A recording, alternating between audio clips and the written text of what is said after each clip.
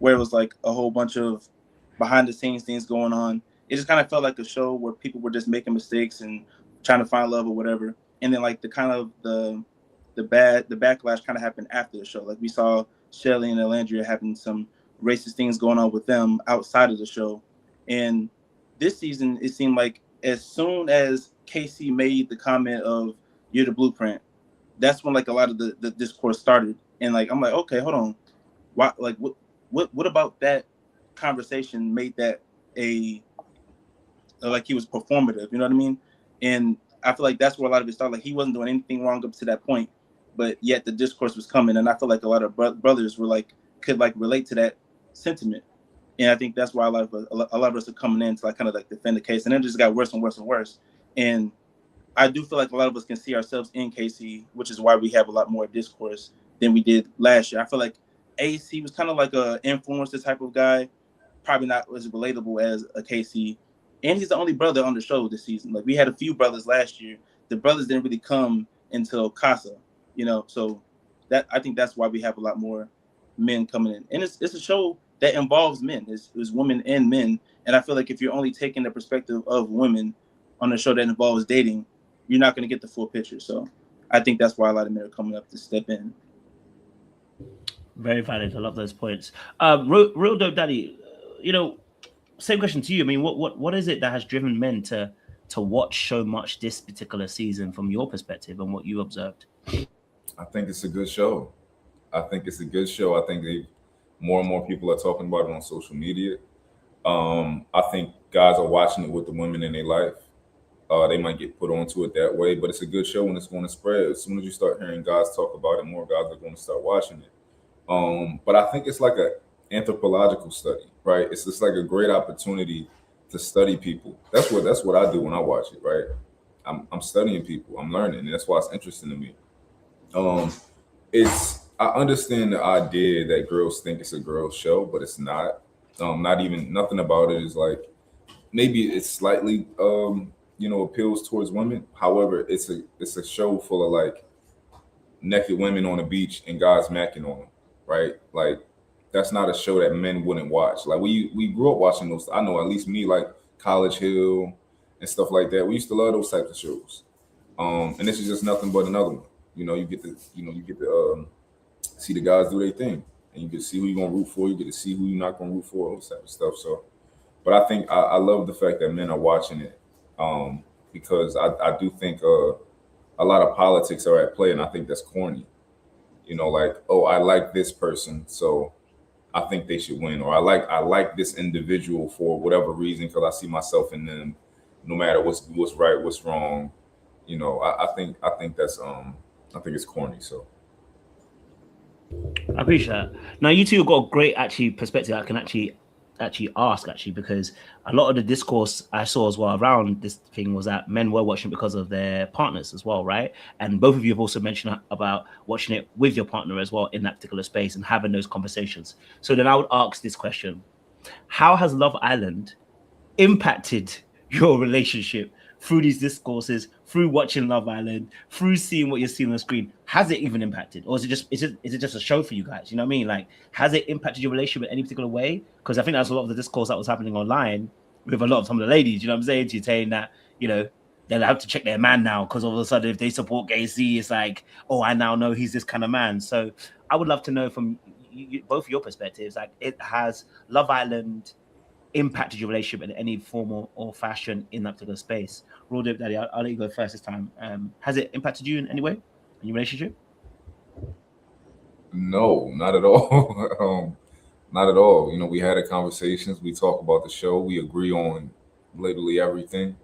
Because we watch it together and we point out things together. So yeah, no, it's we love Love Island. We love watching it together. We love talking about it.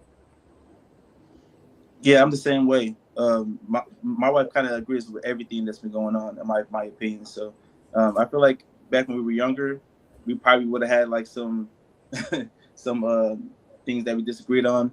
But now I feel like she kind of like thinks more logically than she used to. So I feel like it's more even if we do disagree, we're able to have like good balanced conversations. But we typically agree on everything that happened this season. So I love that. Okay, let's get into some Love Island stuff then, because boy oh boy, this season has chalked up probably one of the biggest talking points around a contestant that I think I've ever seen. Of course, the show is getting more eyes on it.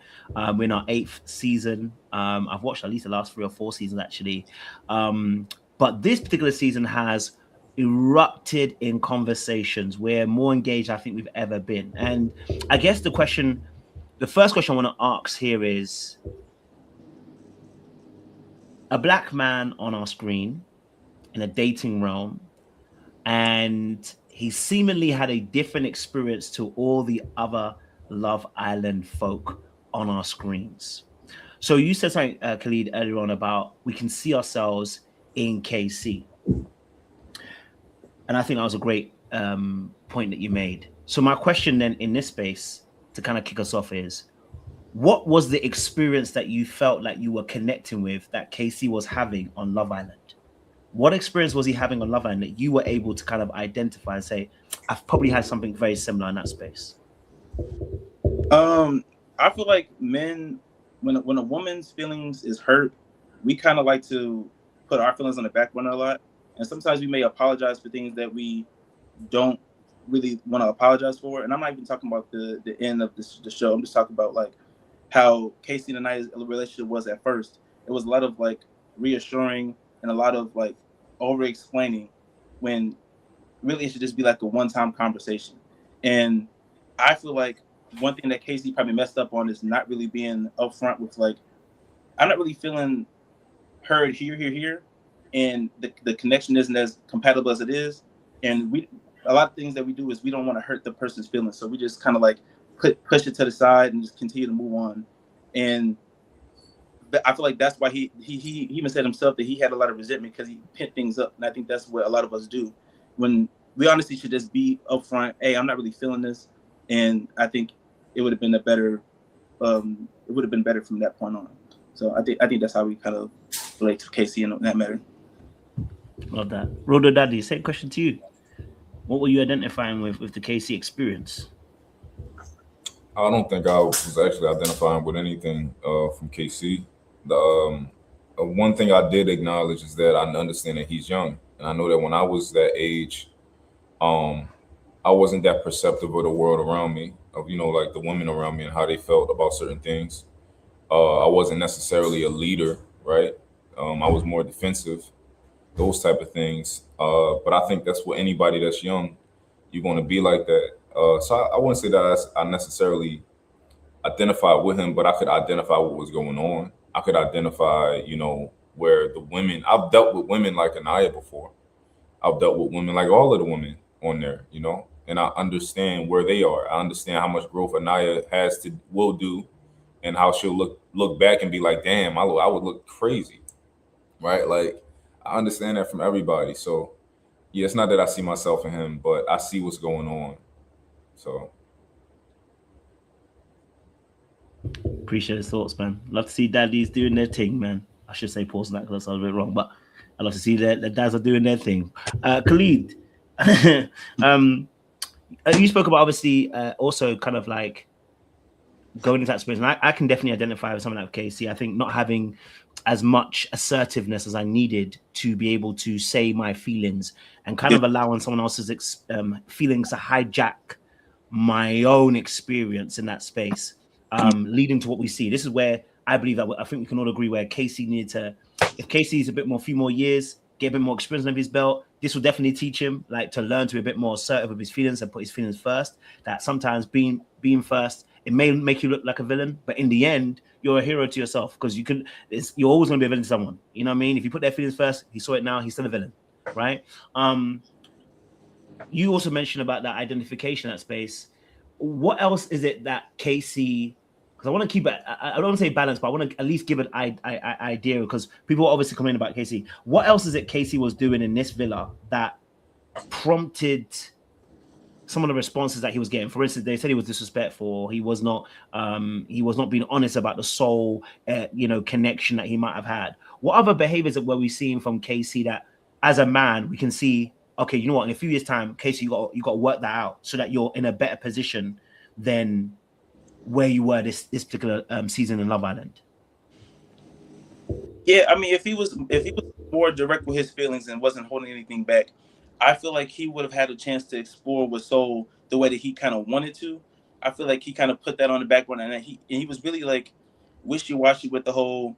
Oh, I didn't explore Soul because it's sincere. Oh, I told you I was gonna explore, but I wouldn't do it if there was if I don't want to force it. If it's not there, it's not there. You know what I mean? But I feel like if he would have just put himself first and said, "Hey, this is what I'm going to do," and I'm not going to do that, I feel like people would have a little bit more respect for it. You know what I mean? And I think it opens up what his true intentions are. Because for me, I could kind of look behind the lines and see he just didn't want to hurt her feelings. And the first time he asked her, or she asked him, "Are you going to explore that?" He said yes. She cried and he was wiping away her tears. That's gonna make somebody not want to go through with something because I already have something strong here. Why would I? She's obviously upset. Why would I put that away to go explore something that might not even work? You know what I mean? So I feel like if he was just more direct with himself, and he wouldn't have had that resentment, and I feel like this would have went a lot better. Hey, that rolled up, Daddy. Yeah, man. I think I was watching the show and I was like, yo, I just wish that he was a little bit older and he could control the room. He could handle, the woman's feelings and all that type of stuff. That's what I ideally wanted. Like even when he came back with TT, he didn't have to. He didn't have to. I don't know if he understood it, but you can still have Anaya to a degree, right? Like come back with TT. You can communicate to Anaya. Let her get off everything that she feels. Right? She's hurt. Let her say everything that she wants to, but then communicate to her like, hey, I'm not replacing you with TT. I just want to explore the connection. I want to test our connection. Right? I think that he could have absolutely still been able to explore Naya and explore TT, but he got so defensive, and I get it. They were screaming at him, yelling at him, and he just was like, "Yo, fuck it." Yep. Right.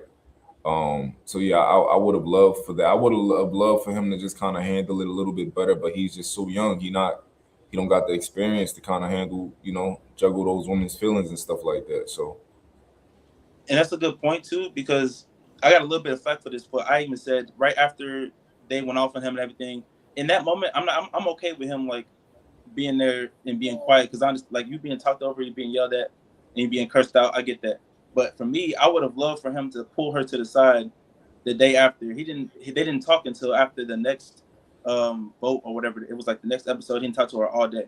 I would have preferred, let's just put water on the bridge. Let's communicate our feelings. And like you said, I still kind of want to explore that. I just wanted to test our connection and see if there's anything more. But I got a lot of flack for that for some reason. I don't know. I would have wanted him to do that the same night, right? Same night, yeah. And that's what she wanted, right? So it's honestly manipulation, but I'm not saying that it's like coercion or nothing like that. But Anaya ultimately wanted him to come check on her that same night. Yep. She wanted him to come chase her, come follow me, come make sure that I'm okay, come tell me that, yo, I'm not leaving you.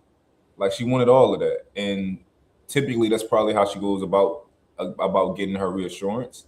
And ultimately she'll grow out of it. But yeah, I would have wanted him to kind of communicate to her that same day, the same night, and just, Yeah. It's interesting.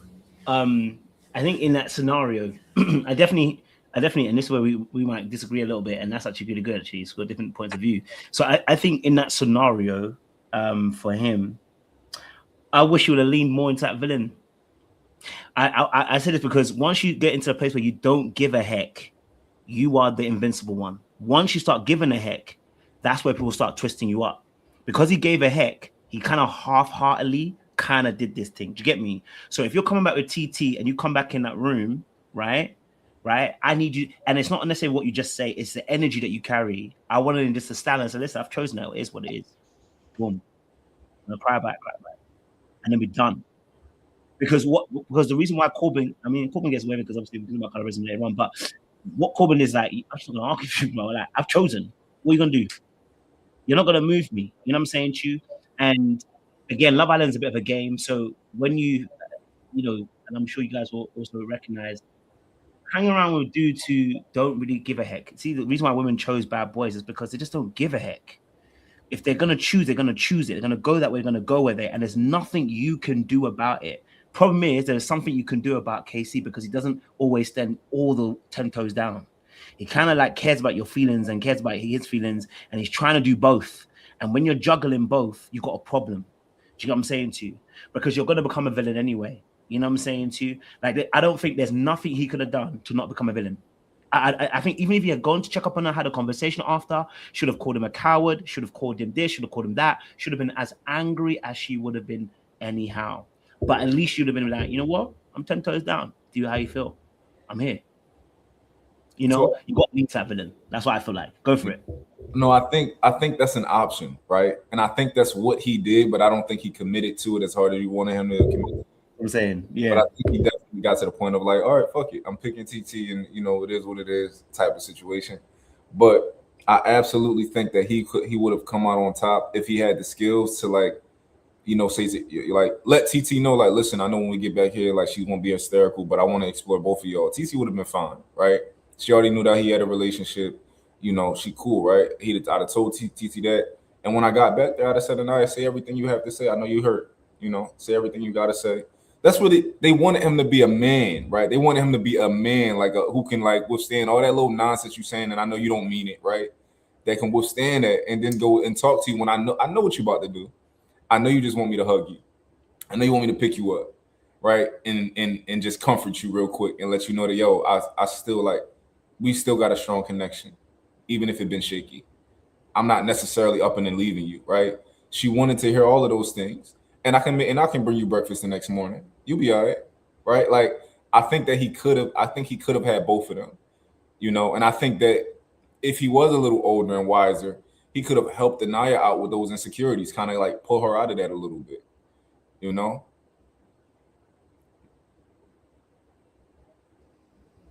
Yeah, I also feel like, I don't know if he had like I don't know if he felt safe to have that conversation, but like you said, as a man, I feel like you kind of got to go into the fire a little bit and just like give that space. And if she declines you, she declines you. Like when Zach chose Kata over Kenzie, he went up to her like 2 times. Like, hey, do you want to have a conversation to talk about everything that just went down?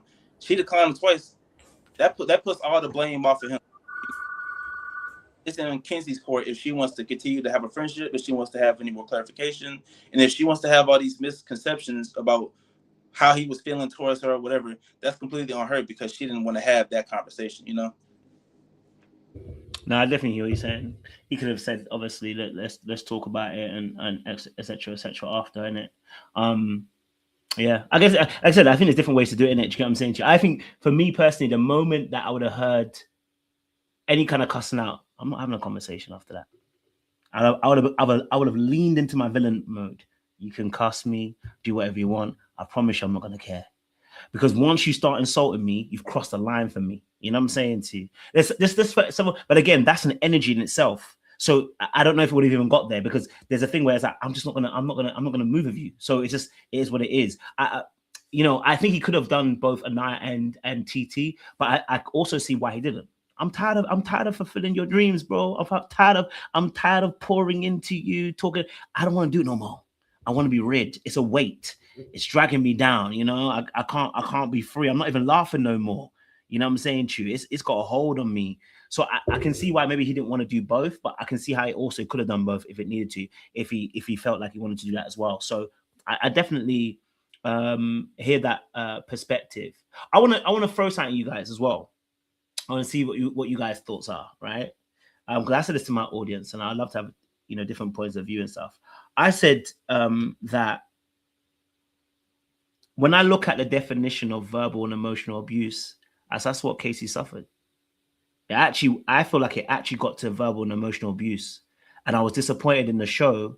First of all, not even putting a disclaimer at the beginning of the show because that was verbal and emotional abuse, and also two, the fact that we didn't see that. The fact I wouldn't say punishment, but I would say that there was nobody got involved, nothing. We just saw her come and apologize, and people think that it's over once that happens. But the reality of the situation is, if I have to stand there and take a barrage of insults, and then later on in movie night, they kind of do what they do, and you come over and you stand in my face at this point, we've gone from even verbal to now even we're getting to physical because we're closing spaces and we're standing over people insulting. I said at that point, production had two choices. Either we should see people running on that screen to get involved, or she has to be removed. Because it actually was a very dangerous thing to happen. That if Casey's not the guy that he is, and she meets someone else who don't give a heck, right? It's a very dangerous situation for someone to run up on you and put themselves over you, pointing at you, cussing you right there and then in a heated situation.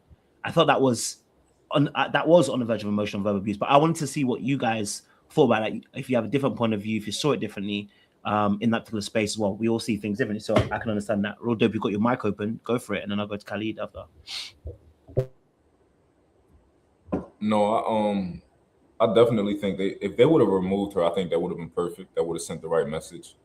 I think that they actually did talk to her and get her to apologize because that apology looked real. It seemed real like, oh, let me go and apologize real quick, and because they told me to.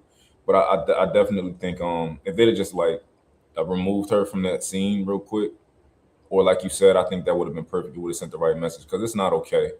Like, have you lost your mind? This is you. This is not a man who's been with you for several years, right? This is a man you've known for a week and a half, 2 weeks, whatever. And you about to get in his face and try to emasculate him to get him to sit down. It's just ridiculous. So, Go for it, Khalid. Yeah, I wasn't even really too mad at like when the night was going off on KC at the recoupling. I wasn't that mad. Like, you and your emotions, go ahead have it. But I would have preferred it to just be a one-on-one conversation, and then once she's done saying what she says, then he can go in. But it was the whole Kata and Trinity inserting himself and all of them coming at him at the same time. And at that point, I'm not even really tripping about that. But when we get to movie night, and we saw how the tensions were high in the first situation, for them not to step in and get things under control in that movie night, I just felt like we just want to monetize off of this trauma right now, and we don't want to step in and navigate the situation. Even in the recoupling, I feel like Ariana, she's the host, she's like the game manager in a sense. Why are we not interjecting ourselves and say, hey, this is not the time for Trinity for you to ask questions about something else. Let's just have this be a one-on-one conversation.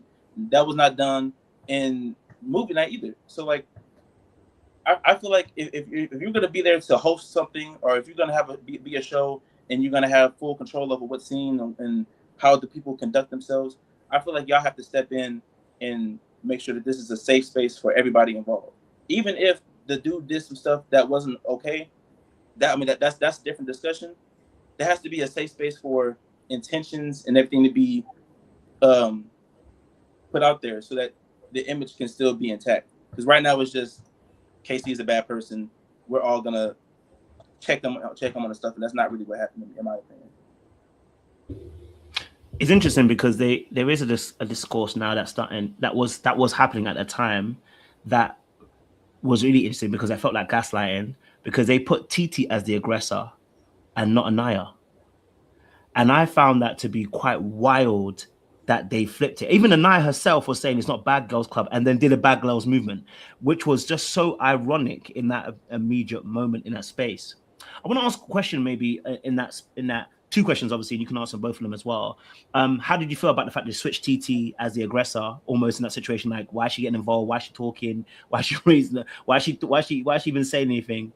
And then two as well, how does a man handle that situation accordingly so that doesn't happen again? Because that situation, I'm sure other men are going to watch that. And what I don't want a man to have to knock a girl out. I don't want to see that. You know what I'm saying to you? You know what I mean? Even if that girl gets in your face.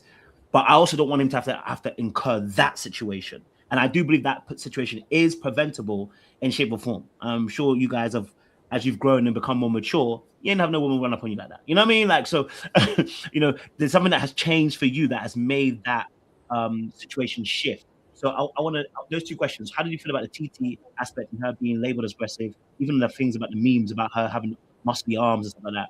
And then obviously as well, number two, which is how does a man kind of like handle those kind of situations where someone does gonna pretty much can run up on you in that situation? Khalid, I'll let you go first on this one. Yeah, the discourse between TT being the aggressor, I've seen her being made more manly than she was. I've seen her even in a gorilla caricature. I just didn't like that because I feel like it kind of exposes the whole protect black women, which we should obviously do, but we can't pick and choose which black women to protect, you know. And she didn't interject herself until all the other girls were ganging up on KC. You know what I mean? I would have preferred if there was a one-on-one conversation. I would have preferred TT not even say anything until Ariana pointed to her and asked her how she felt, which they did for most other people. But like, if whether I'm your man and you're getting attacked, or the girl is being attacked and the man has to step in, I feel like that's an okay situation. You know what I mean? I feel like I wouldn't have kept it going like TT did. I would have just sat my piece and then let it go. But I mean, if Trinity's gonna continue to say what she's saying, and Kate is gonna continue to say what she's saying, I mean, what is she supposed to do? You know, just let her man just sit there and get berated the whole time? Like, I don't know. I just don't like that.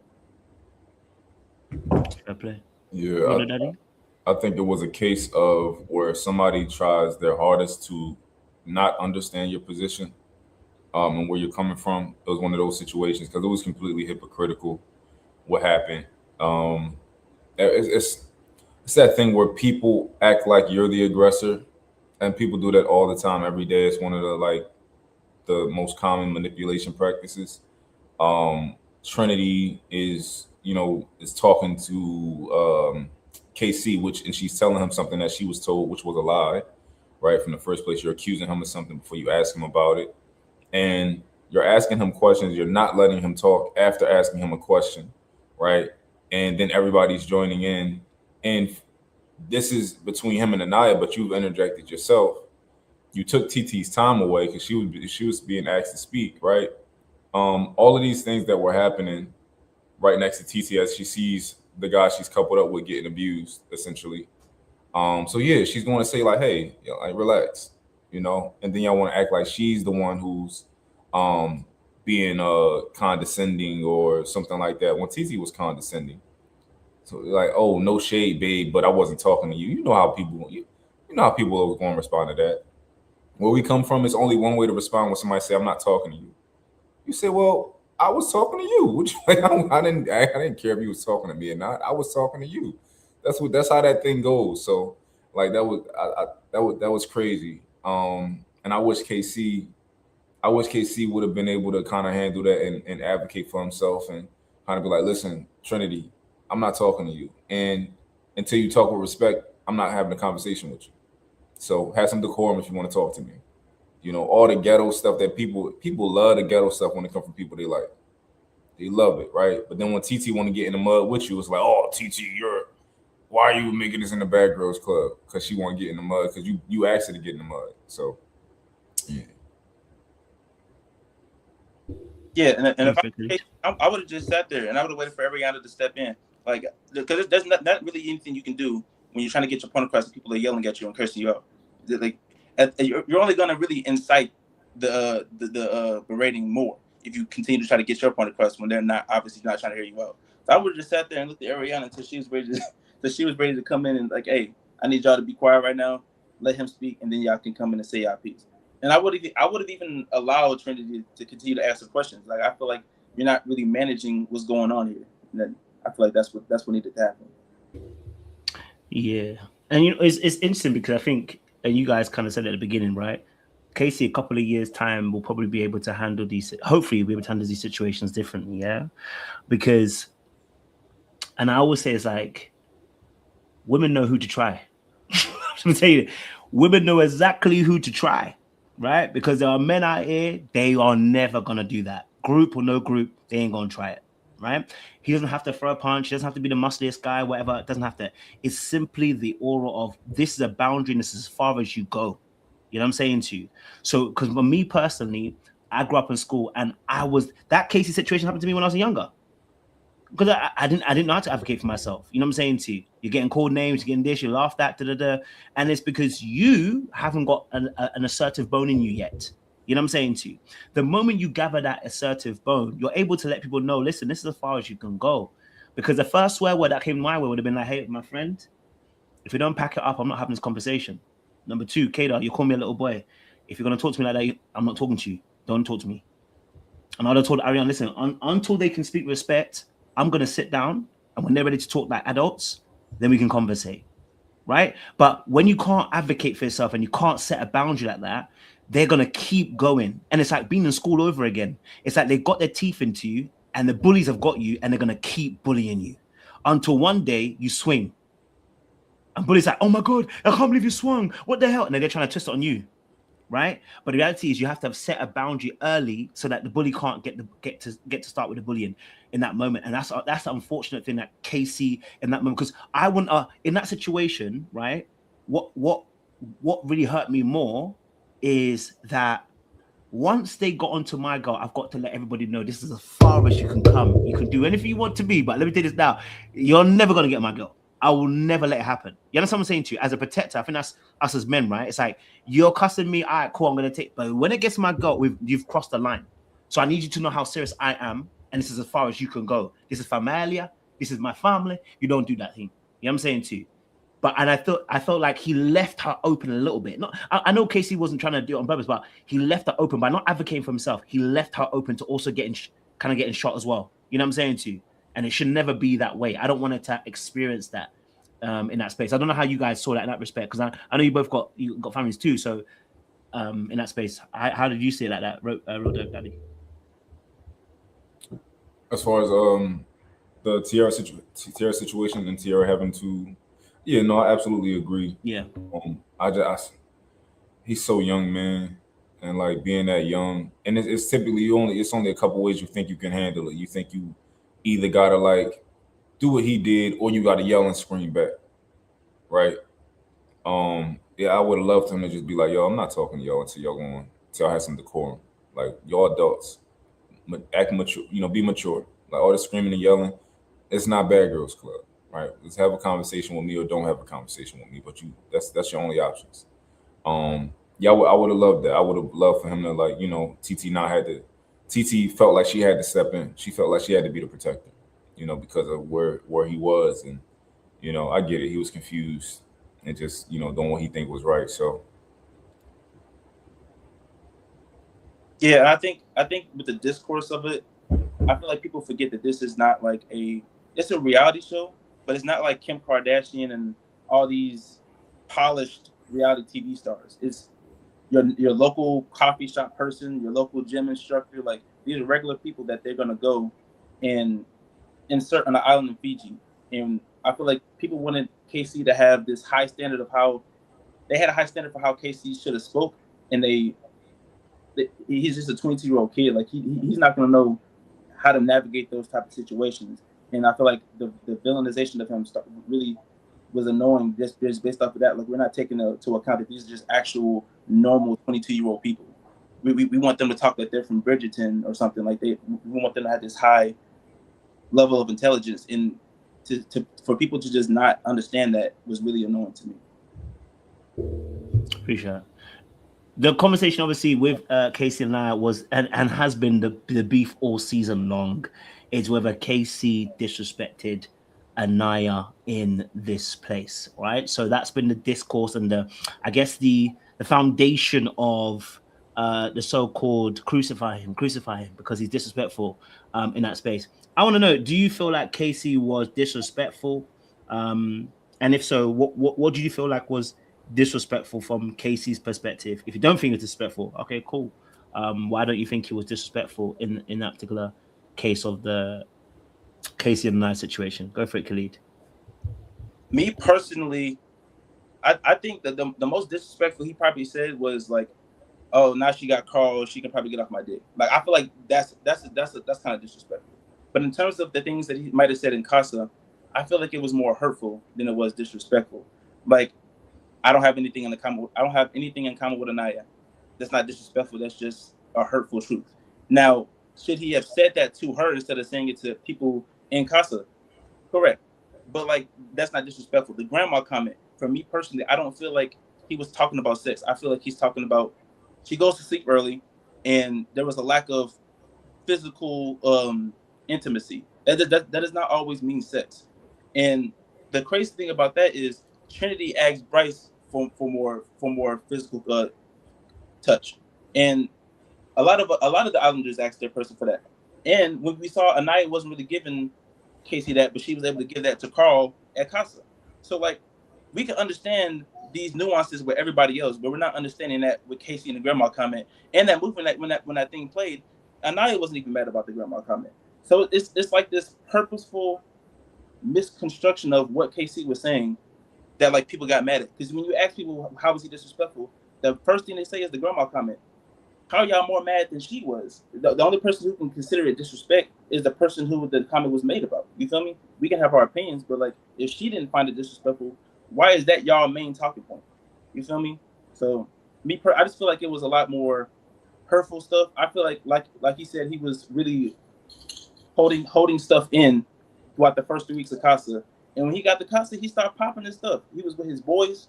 And when you with your boys, you're gonna talk your stuff. Now he should have understood that he was being televised. I don't know why he was talking like he wasn't being televised. But like, if you ask a girl right now to pull up their group chat with their girls, it's not gonna be the best of conversation about somebody's boyfriend or husband in that conversation. Same with the boys. When we with our boys, we're gonna be talking our stuff, and it is what it is. I feel like to like not understand that nuance of it, that's where like these discourses are going on. Yeah, I think that's where like the hypocrisy comes in, like, cause like how do you girls talk about guys that you've been dating for 2 weeks and you don't want to date them no more? Like, what type of respect do you give those guys in your phone to your group chat when you're talking to your friend about the nigga you met 2 weeks ago, and oh, he gave you the ick, and it's time to like move on? Like, you probably talking about him like a dog, right?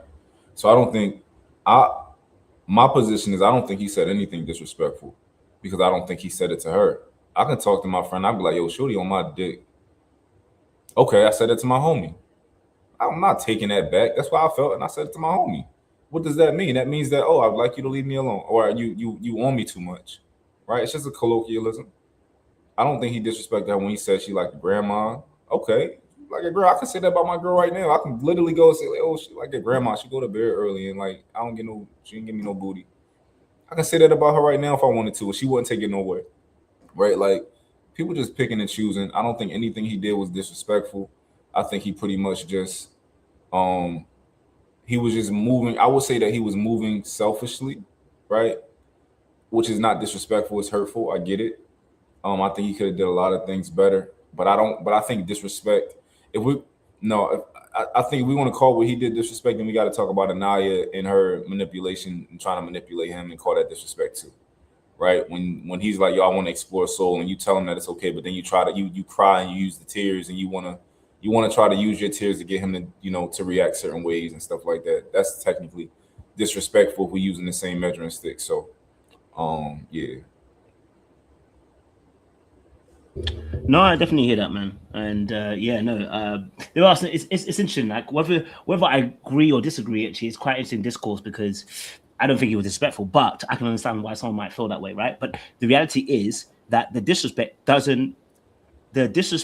they're talking about is disproportionate to the anger I'm seeing, right? Because the throwing of the word disrespect, we can all look at the behaviors, right? And reminding ourselves that the disrespect word was actually thrown before movie night, right? So she only got a glimpse of him moving on with another girl and him moving, etc., right? And this is why I feel like why there needs to be more discourse around this, because why I said about the emotional and verbal abuse is because also in this situation now, they've had conversations about going away. I say go away, but what he said was basically said, go and do what you're going to do. Her brother goes and does what he does. And now we're going to be disrespectful because he went and did what he wanted to do. You should say what you mean. I always tell people, listen, don't say something, and then when the person goes and does, he say, well, I didn't mean that. No, you can't say that. Say what you mean. Nobody's a mind reader here. Be literal of what you're saying so that people can know exactly what it is. So if you're then saying, go and do what you got to do, and you go to Casa and he does what he does, right? Okay, that's all you saw, right? There was no conversation at that point until movie night.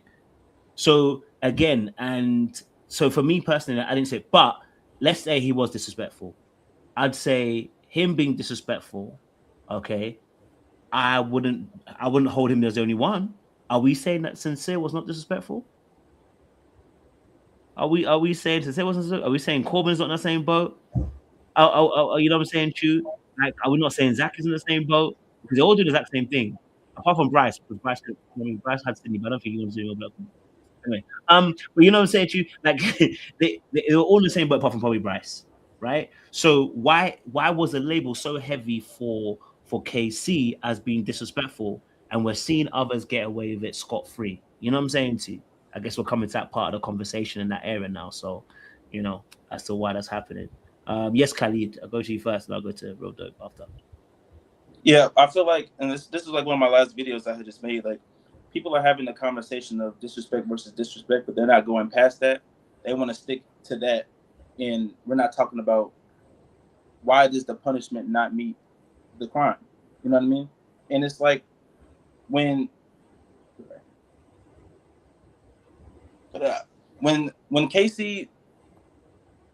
Sorry, I'm blanking. My bad. My baby is not letting me have this conversation. But No, can you go to can you go to him? I'll be right back. Yeah, no, do your thing, man. Do your thing, bro. No problem.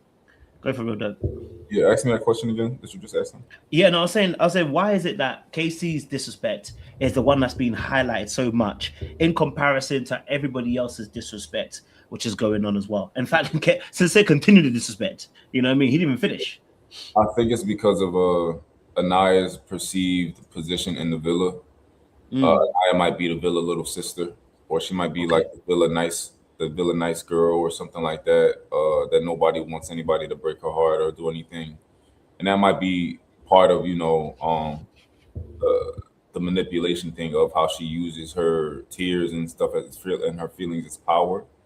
It play a part into that, but I think that was probably most of what it was how could you do this to Anaya and she likes you, and then like he's not telling everybody else that he told her he wanted to explore Soul, and he told her that Soul was pretty and stuff like that. They think that he probably been telling her one thing, and we had signs of you getting to this Casa Amor and acting crazy and choosing another girl. Like, I understand relationships, and I know that relationships get rocky for a lot of people. And we saw it leading up to that moment where they was about to read the letters, and we didn't even know if they was going to choose each other, right? We saw things getting rocky before he even left to Casa Amor. So yeah, no, I think it was way overblown for sure.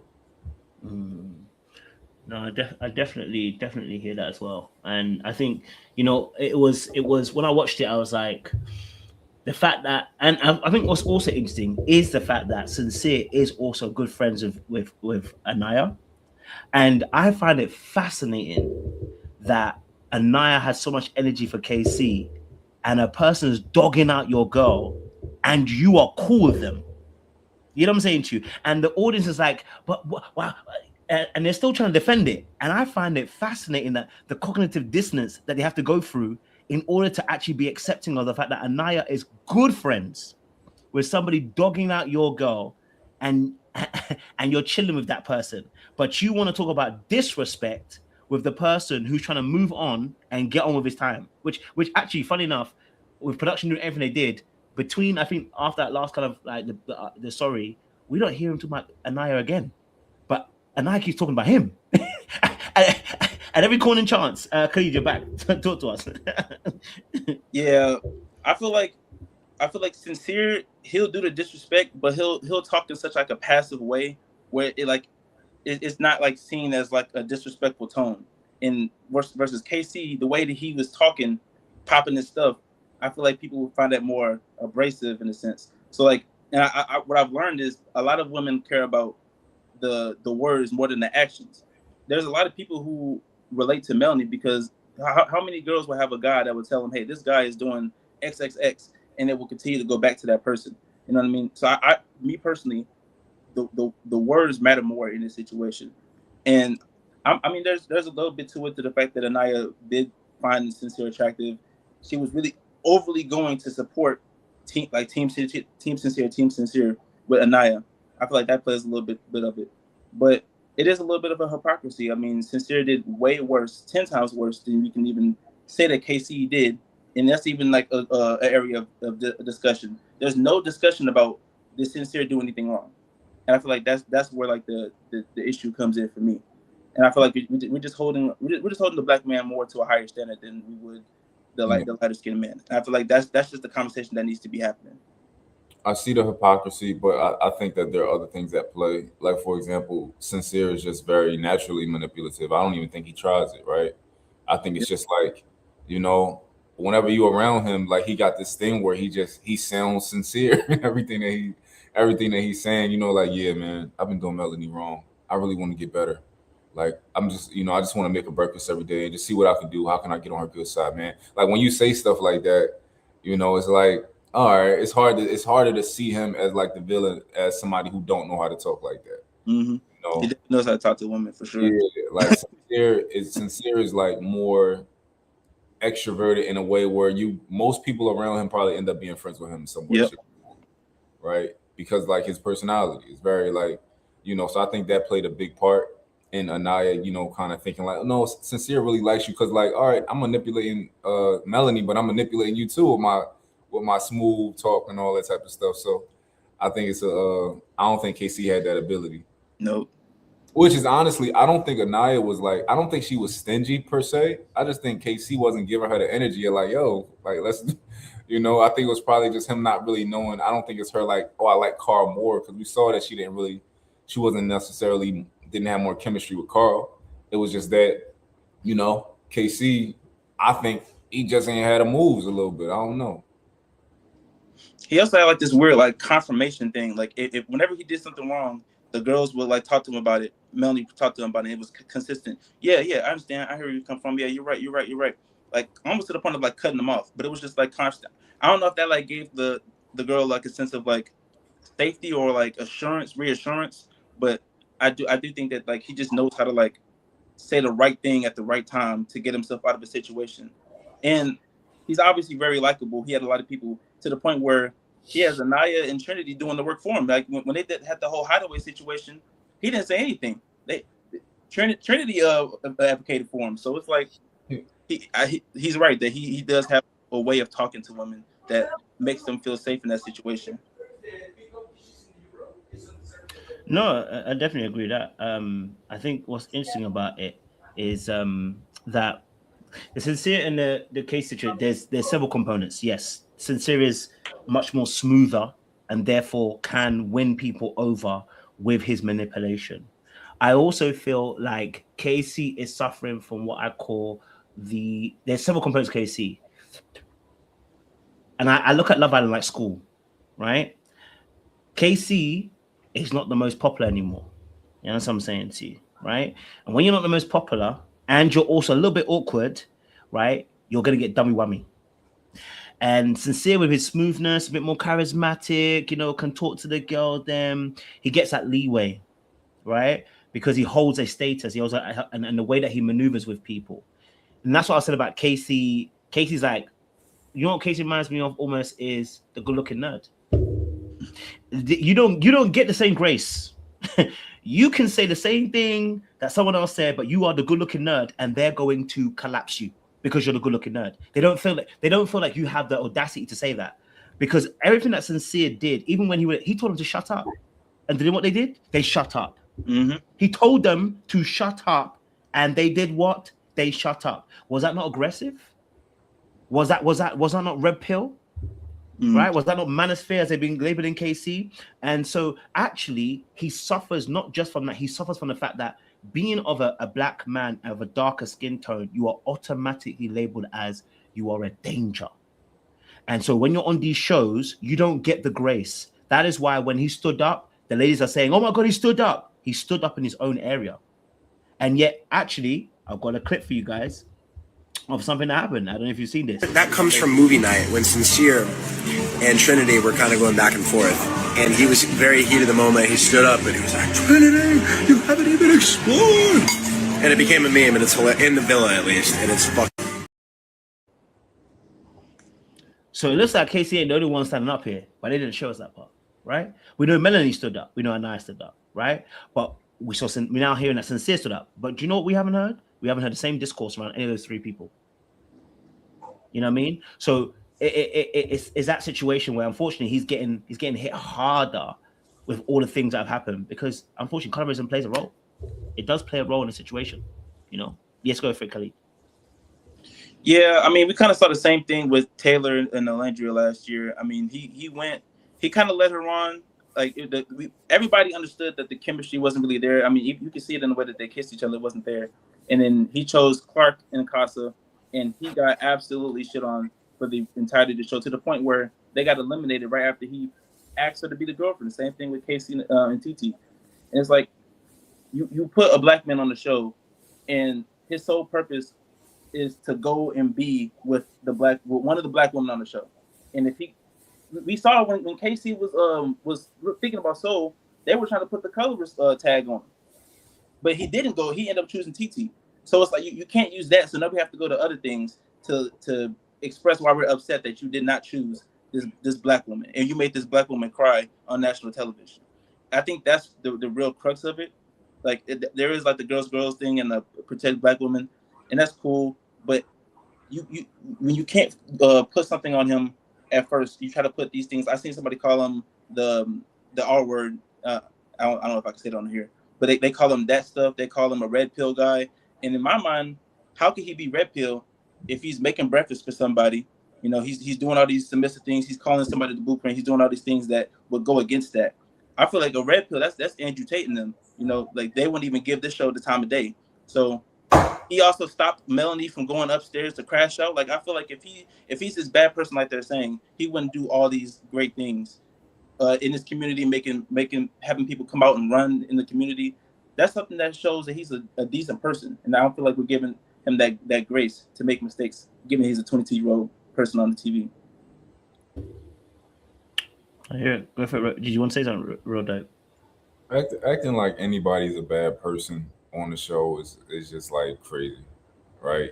They just young, dumb kids who is trying to figure it out, right? So acting like anybody's genuinely like a bad person, I think that's crazy. Like specifically KC, who like when we talk about Taylor and I think a lot of these situations that people don't know what they feel themselves. I don't like we could see that Taylor and old Andrea there was no chemistry there. They telling themselves like, oh no, you know, maybe it's just slow. No, it ain't slow. You don't like that girl. You're not attracted to her. She's kind of attracted to you, maybe, or maybe she don't really care that much about attraction. But we could tell that he didn't really. Even with Bryce and Trinity, y'all don't like each other. Y'all might like each other, but y'all don't got no chemistry. I ain't seen that boy touch her butt this whole season. He didn't been more intimate with Zach. Like they didn't kiss, but like we ain't see no passion between them two. We ain't see none of that. Like, and if they would have had legitimate options come in, I think they would have jumped ship both of them. Trinity been ready to jump ship this whole time. When Corbin came in, the way she was looking at him and talking to him, but then you just realize like, oh, I'm probably not his type. You ain't Corbin type. Corbin like him, you know. So it's like, and Bryce wanted to explore Kata, but Kata like, nah, bro. So he didn't really have no options that he could really explore, right? Nobody was really into him. So yeah, I think they both would have jumped ship too. So and Bryce and Zach are close, like super close. He's not gonna just go behind. Like he didn't go behind his back, but he's not gonna go tell his best friend, "Hey, I want to talk to your girl because I think that there might be something there."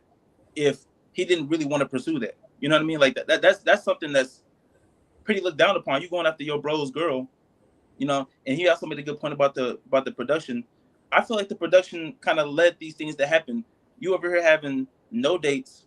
There was few bombshells. People forget that Kata and Gabe were both bombshells. You know, there was a lack of bombshells. There was lack of dates in season 6 because I had to watch season 6 because people were telling me you can't just watch season 7 and 8.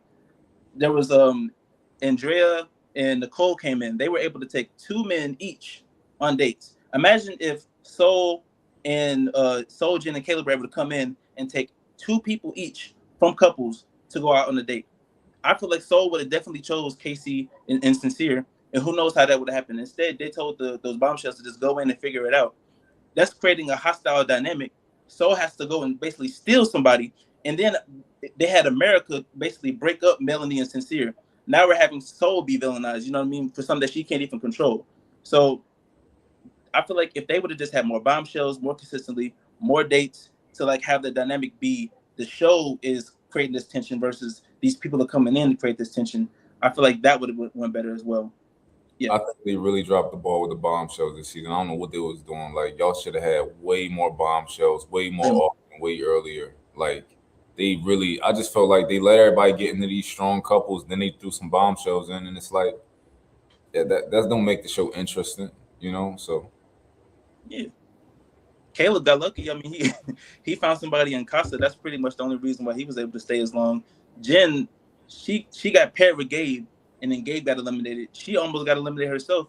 I feel like they just didn't create a good dynamic, and maybe it's because they had lost a producer or something. Somebody died, but like that just shows y'all weren't really prepared. Y'all didn't plan the season beforehand. I would figure that y'all would have the bombshells, the dates, everything mapped out for the entire season. So like even though somebody did die, why would that deter from the plans that y'all had made prior to the season starting? So I don't think that they handled this well at all. I agree with you, lot, man. I think they took away that power of the bombshells to be able to take them on a date, get a connection, get close to them. You know what I'm saying, to and at least then make them have a choice in that space. So it was unfortunate that they did it this way, and it created a whole lot of mess as well alongside that. And it felt like the production just wanted to lean into the messy. I don't know if losing the director made them more discombobulated. Grief can make you do some crazy things. So I can understand, in that space where grief kind of like takes you out of the game, and maybe the team went on their best A game, because it felt like it felt like they had to find something to pin all hopes on, and that became KC. They pinned all their hopes on the villain. You know what I'm saying to you, and it was interesting to see that. I think with the connections that they were building, earlier on was I think there was a game plan by the people, that the girls that got there, right? They're thinking to themselves, you know what, we stick together from the beginning, we get to the end, because Kayla's actually a bombshell, like you said. So she's part of the core 4, but she was actually a bombshell. We stick together, we get there, and I think that also is why Casey got hit so hard, because we have Melanie sticking with Sincere, we have Kayla sticking with Zach, we have Trinity sticking with Bryce from the very beginning, and now we have Anaya supposed to stick with KC, but Casey decides, I don't want to enter the Matrix. I want to be outside of it. I don't want to be in this little Matrix that you got going on, and actually ruined what the core 4 were actually producing to get set up. Because had he stayed with Anaya, this might have been a win, right? This might have been a win. If he had faked it all the way through, this could have been a win.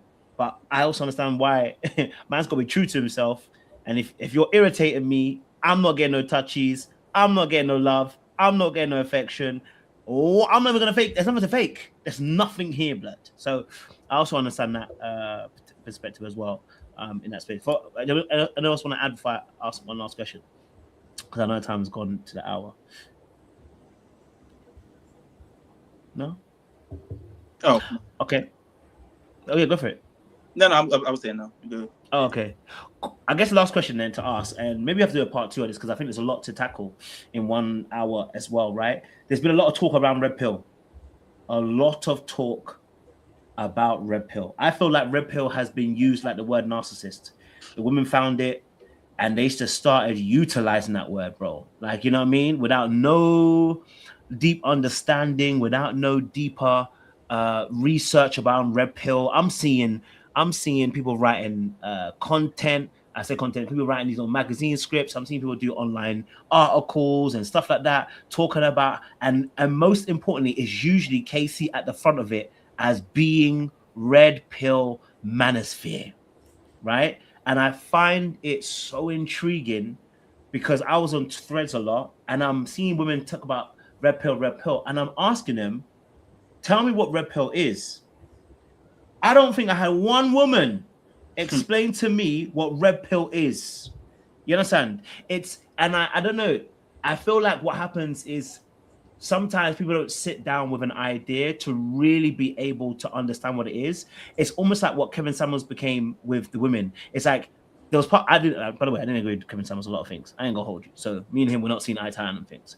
But like when you can't explain something, and you're just letting your feelings run. Instead of actually really looking at what's actually happening, they're going to just bundle everything together. I don't like it, so I'm going to throw red pill over it. But there's no understanding about it. I don't like it, I'm going to throw manosphere all over it. And it's like, hold on a minute. Tell me what that is, because you're saying to me this person is red pill, and I'm looking at it going, yeah, that's not red pill. Like that's not red pill. And anybody who disagrees with you is an incel. It's like, that's not what red pill and incel is in that space as well. So I was intrigued by that. I don't know how you boys saw it with the red pill conversation, the manosphere conversation. Apparently men are and stuff like that. Yeah, I don't know how you guys saw it. Real dope. Talk to me. I think it's crazy, but I get it. I understand it. So I consider red pill to be two different things. So you have the red pill, the idea of red pill, right? Which is what it's supposed to mean, which is just the truth, whether you like it or not. And then you have the red pill community, which, you know, is a space where hurt men gravitate towards for refuge to attack women whenever they get the opportunity, and they consume content that just likes to, you know, wherever women are getting slammed dunked on, kicked out, like things like that, they just like to be able to see that and make them feel better. So those are two different things. So KC's not at all red pill. The men defending KC for the most part are not red pill at all. They're just reasonable and they just see what's going on. But like, yeah, throwing a red pill over it is like, it's corny. Somebody called me red pill today. I'm like, yo, red pill niggas hate me. Like, they fucking hate me. So yeah.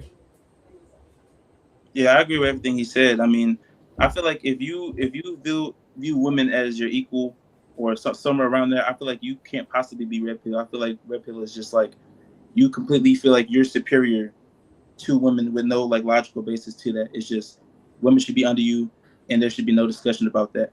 And I feel like there's been nothing on the show for KC to exhibit that behavior, nothing at all. And I feel like I would challenge them to actually have examples of that situation, because just popping your stuff at Casa, that's not an example of red pill. That's just you venting out your frustrations. At least you can see it that way. And I feel like if there's some discussion there where it seems like the discussion is 50-50, then we can't just put these labels out on these people, especially given how damaging that is. Like Andrew Tate, that's a guy who's not really welcome everywhere because of his content. So you putting these labels on people like that without even fully knowing what it means, that's a very damaging thing to a 22-year-old to a 22-year-old who just got out of college. You know, so that's why I'm at with that.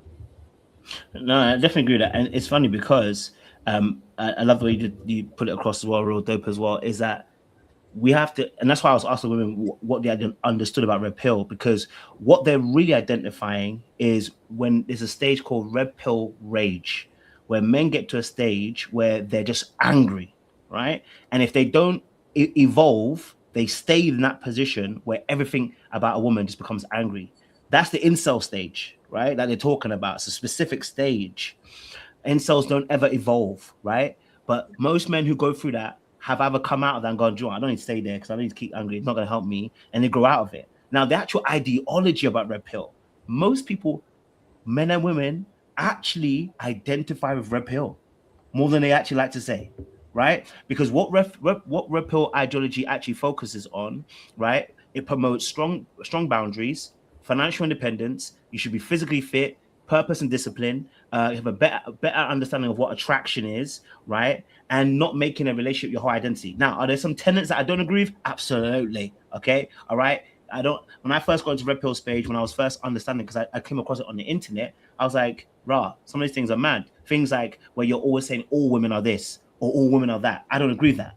You know what I mean? You can't date and love someone and always think they're all manipulative. They're all liars. They all this. They all want this. They don't all want everything. Do you know what I'm saying to you? So that thing for me, the generalizations and sweeping generalizations by certain red pill content creators was a problem.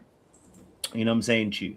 And so for me personally, I'm disappointed by the way they covered that red pill aspect. But in terms of attraction, we mostly followed it. In fact, Love Island itself is a red pill island because it bases it on the physical attributes. When people are choosing people, they're not choosing them because their personality is amazing. They're choosing them because you look good. When they first start, they start kissing each other. Everything's very physical. How do you make the deduction if you're going to do these things? Because you physically are attracted to somebody. So the more fit somebody is, the more the person's able to have better boundaries, the more that somebody's able to, be able to. We're seeing with Sincere. The more that Sincere is manipulative, the more that he's getting liked. He's not even going the opposite way. The more that he does more of these factors of being toxic, women are saying that men are these things. But the more that he's being toxic, the more the women are defending him. The more that women are coming and saying, well, let's make the concession about Sincere because he does talk a bit more softly than KC. Well, then you're proving the point. This is what I'm saying to you, that men can get away with certain things because women actually allow these men to do these things. So then this is what Red Pill actually highlights. Now, it's not all good. I understand that. But there's a lot of things in there. It's just highlighting observation of the way that we move as human beings. So for me, I was like, when you're utilizing it in a way as a weapon and saying that a man is because you want to label him with a certain type of Red Pill in terms of the way that they behave, I don't like that. You know what I'm saying to you? In that space. But yeah, final points, because guys, I know the time, I don't want to take you more than an hour, but final points in this. I think we have to probably do a part 2, so because there's too much to cover. Khalid, go for it. Give us your final points, man. Yeah, I would just say I kind of expected better from Love Island. Like the whole vote thing at the end, having us vote for 3 other couples, and including KC, instead of just having a single. Who do you want to be in the final? I feel like that alone should just tell you where the Love Island Productions mindset was. I mean, the previous vote where we had to vote for least compatible, they tried to, instead of doing most compatible, they did least compatible. KC fans still understood, because you can get tricked up by that. Instead of just reading the font, you could just vote for who you want to vote for, and that could have messed up the KC vote too. But they had least compatible, and KC still was at the top 4, KC and TT. And Kayla and Zach were in the bottom. And then we see in this finale, Kayla and Zach were 4th place. So I just feel like if they had just kept the vote the same way, KC would have been in, and I don't think they would have won. I still think Trinity and Bryce would have won. I think they were always going to win. But it's like y'all did not have to do that. Y'all were still going to get your outcome. You could have let the outcomes go as they may. And I just think that they kind of added the fuel to the fire. We see a whole bunch of brands coming out and saying bad things about KC and Sincere too. But I just hope for next season they can understand the discourse that is becoming on, that men are not coming out into this space to defend somebody who doesn't deserve defending, and have a better season next season, because we don't deserve any racism or BS for anybody, really. I mean, I you got some stuff too, so like it's not just on KC, but I would just like a better discourse next season, a more logical and healthy discussion between both parties. Appreciate it. I think well, like I said, I watch it because I like love. I like to talk about love and those type of things. So when people like Bryce and Trinity win, I hate it. I hate when people like that. When I hated last season when the other couple, Olandria and Nick won. They won, right, last season? Amaya and no, won, and that's cool. I didn't like them either. I want conversation. But it was almost like Chelsea. It was almost like Alandria and Nick won, from the response. But yeah, I hate all the non, like I want to see passion between couples. Like I want to see all of that. So when Bryce and Trinity win, I'm like, honestly, at this point, I didn't even think nobody should. I would have been comfortable if nobody won. If they just kind of like, after they sent KC and them home, which was one of the only. Well, Melanie and Sincere are a real couple, but also they got a bunch of stuff going on. But yeah, I hate the way it ended up. But I think that men should start watching it more and study it, because it's a good thing to like kind of study people.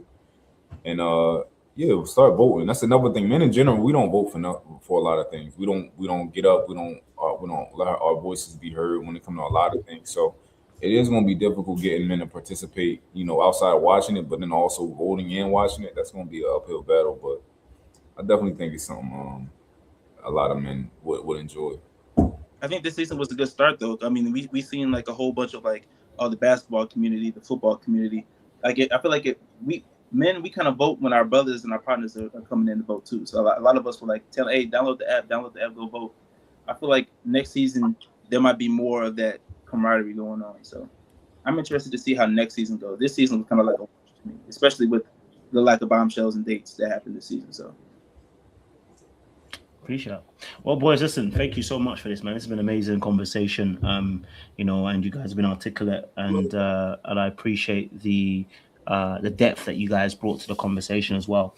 We have to definitely do a part 2 for sure, man, because there's so much to cover in this Love Island, so many different concepts as well. Because we even touch, you know, like the brand situation you touched on, Khalid, as well, is something that I wanted to touch on, but there's so much around that in terms of some of the tweets, some of the things that they've posted, and why I'm saying it's actually disgusting, some of the stuff that's happened. They don't realize it's bullying that they're incorporating on a global level.